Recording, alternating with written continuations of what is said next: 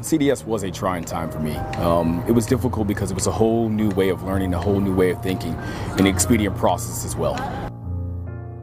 For me, this was, as I said before, a totally new way of thinking. You have to basically expose yourself, humble yourself as well, because you're in class with majors, you're in class with lieutenant colonel, you're in class with staff sergeant, so that's up and down the rank structure. But once you actually humble yourself and say, hey, I'm here to learn, and you're with classmates as well, and you're able to critique each other, it gets a lot easier, and it got a lot better for me.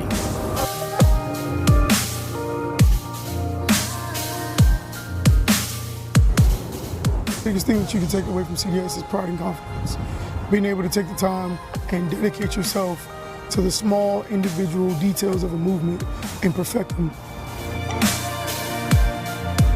My favorite part about CDS is just working with the Marines on a small level, getting down on the individual one-on-one basis and being able to help them achieve and execute any drill movement that they're going to need to do. For my time in CDS, it's kind of like revamping discipline again. We were thrown into a role in which we had to learn something totally new, learn something totally different, and it was pretty fast-paced as well. So for me, CDS was all about discipline and policing yourself, because it was obviously a 3-week course.